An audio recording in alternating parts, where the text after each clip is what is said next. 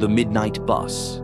Late one night, in a small, quiet town, there was a bus route that ran only after midnight. It was an odd route, barely anyone used it, and those who did always had peculiar stories about their rides.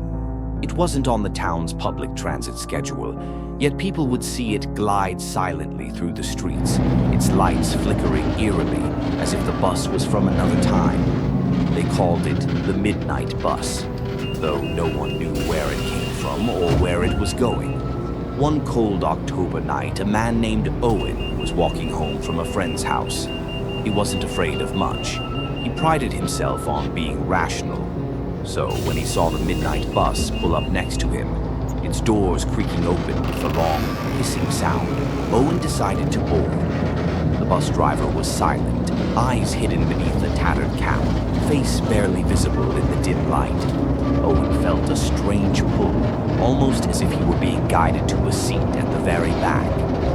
The other passengers sat in silence, some staring out the windows, others looking straight ahead. There was something odd about them. Their clothes seemed outdated, some dressed in formal wear from decades ago, others in rags, and their faces, something was off. Their skin seemed too pale, their expressions frozen. Owen sat down, suddenly regretting his decision.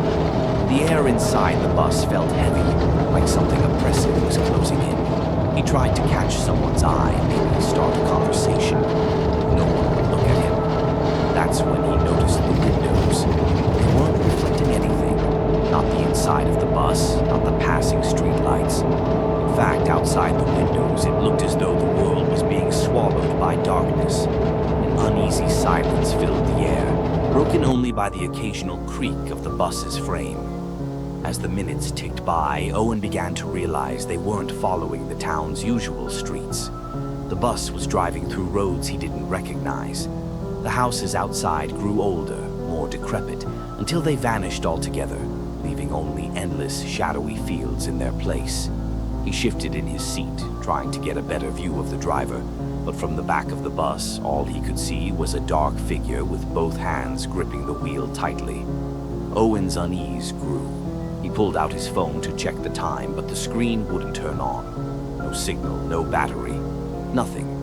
The atmosphere inside the bus grew colder, almost freezing. Owen could see his breath now, misting in the air. Then, without warning, the bus stopped. The doors opened, but no one moved. Owen peered out and saw a vast empty field stretching into the darkness.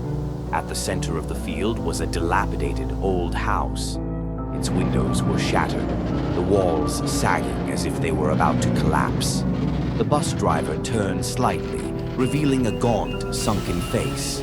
He didn't speak, but his eyes locked onto Owen's through the rearview mirror, and that's when Owen heard it, a voice whispering his name.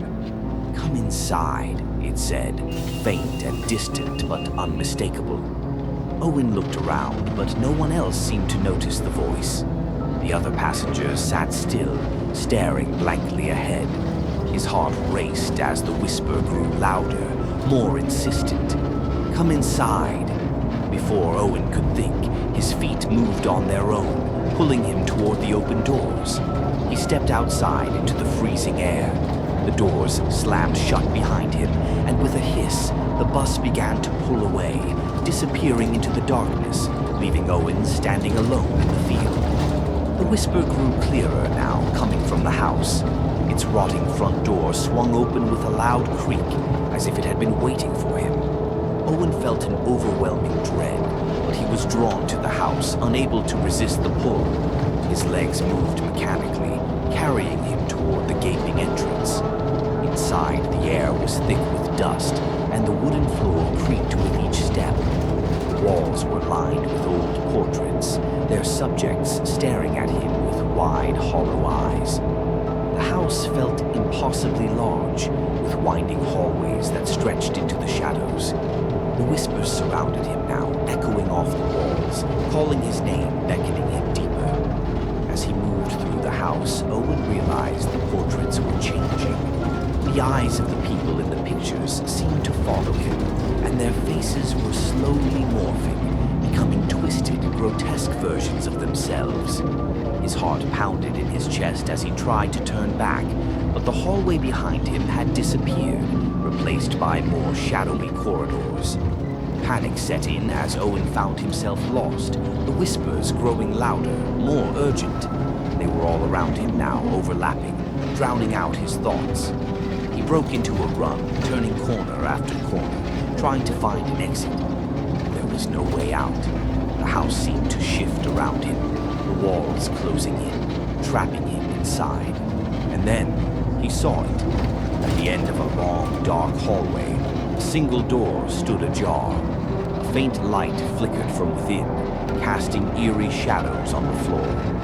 Owen hesitated, every instinct screaming at him to turn back. The whispers pushed him forward. Slowly he approached the door and stepped inside. The room was empty except for a large antique mirror standing against the far wall. In the dim light, Owen could see his reflection. But something was wrong. His reflection wasn't moving. It stared back at him with wide, hollow eyes, a twisted smile spreading across its face. Suddenly, the door slammed shut behind him. Owen's reflection began to change, its skin growing pale, its features distorting into something monstrous. He tried to turn away, but his body was frozen in place, his reflection now completely unrecognizable, a grotesque mockery of his own face. The whispers reached a fever pitch, and in the mirror, Owen saw something else. Behind his reflection, the shadowy figures of the other bus passengers stood, their faces now fully visible. They were no longer human, their eyes hollow, their mouths twisted into eerie grins. And then his reflection spoke. "You'll ride with us. Forever." The room plunged into darkness, and Owen's scream was swallowed by the shadows.